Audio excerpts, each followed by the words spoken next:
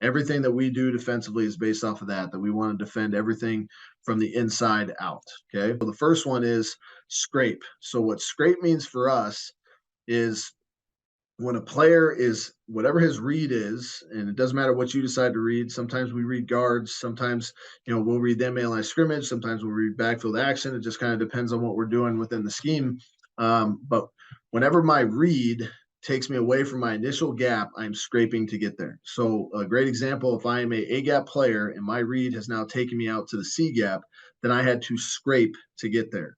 And so the most important part of scraping is that we have to stay tight to the down block. We want to stay as tight as we possibly can to the down block to be able to take any of the space out of that. And so this picture here is a great example. You can see the motorcycle racer here, how tight his knee is to the ground. There's almost no daylight showing here between the ground and his knee, and that's how tight we want to be to the down block as we go through here. I'll loop these clips for us. Okay. So if we go to a game film, we're going to watch the inside backer here, number 20 on the left side of the screen. So his initial gap is he's an A-gap player. So his read is going to take him away from the A-gap, which means he's going to be scraping to get there. Again, what we're looking for here is when he is scraping, we want to stay as tight to the down block as we possibly can. So I want to try to take all that space out on this down block. And that, again, within our defensive philosophy is going to force the ball to have to continue to go wider. And then we feel like by being on that track, we're playing it all from an inside out type of angle. You can see that's what happens here is he does a good job of staying tight off that down block. The ball is going to stay inside out of him, and then he's forcing it outside to his help. Okay, the next term we have to define is spill.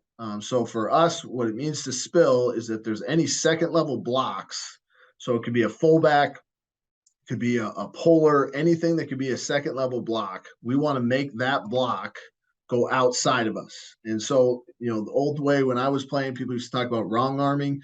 I don't really like to use those terms just because then you have to really make sure guys understand what the right arm is. So what I tell guys is if I want to make the ball go outside of me, then I want to take on all second level blocks with my outside shoulder. If I'm taking on all those blocks with my outside shoulder, then the ball should have to go outside of me. I want to cross the face of that blocker if I'm a spill defender. And so again, there's a great example with this GIF here, the milk spilling out of the bowl. So we want to make everything go out if I'm a spill defender. That's what we're trying to get out of it. Okay.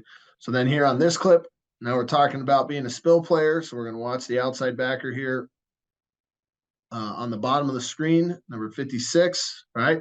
So he's going to get down block from the offensive tackle. We're going to see the second level block for number 30. He's going to try to come kick him out. Okay. So as he squeezes this, he's going to work to get across the face of number 30. Okay, so by bare minimum, he did his job. He got across the face of number 30. The ball is having to go outside of him. If the ball does not go outside of him, then it's his job to make the tackle.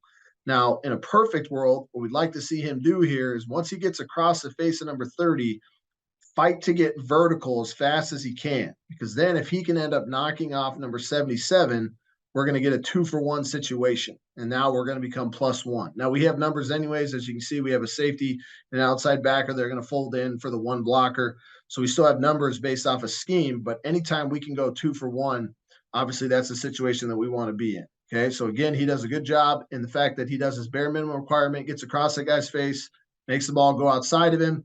But now we would like to see him get vertical in that situation and try to take a second guy off like number 77 there if possible. Okay, so the next term then is force. Okay, so if you're a force defender in our defense, that means that you are the edge of the defense. Okay, so as a force defender, what we're expecting those guys to do is to make the ball stay inside of them. So again, if I want to make the ball stay inside of me, anytime I'm taking on a second level block, I want to now use my inside shoulder so I can keep my outside arm and leg free. If the ball does decide to try to bounce outside, then I have the ability to try to make that play. And so as a spill defender, again, we're going to use our outside shoulder to try to make the ball go outside. As a force defender, I'm going to use my inside shoulder to try to make the ball stay inside. Okay, and then when it comes to force, okay, we're going to watch again the outside backer here on the bottom of the screen. He's going to be coming off the edge. He's a force player in this defense. So again, by bare minimum, does he do his job here? Yes. Okay.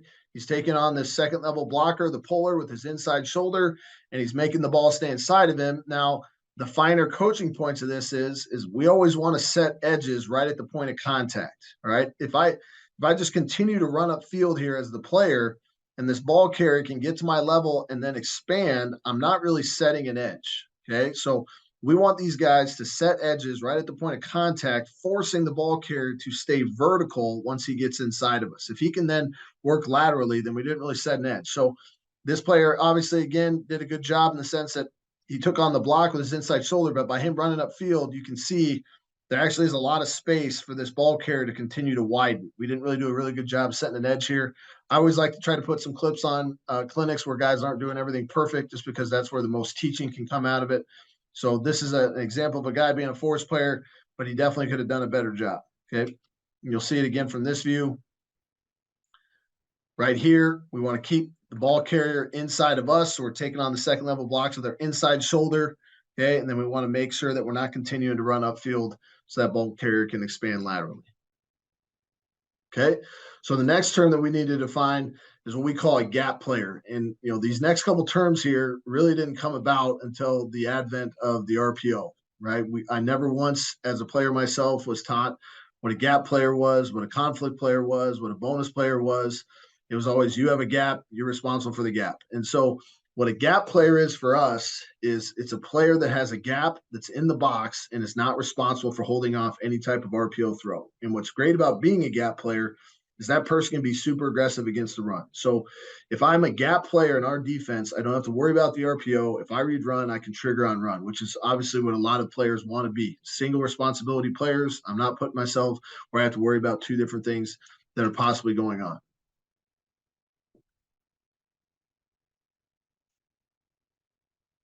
Okay.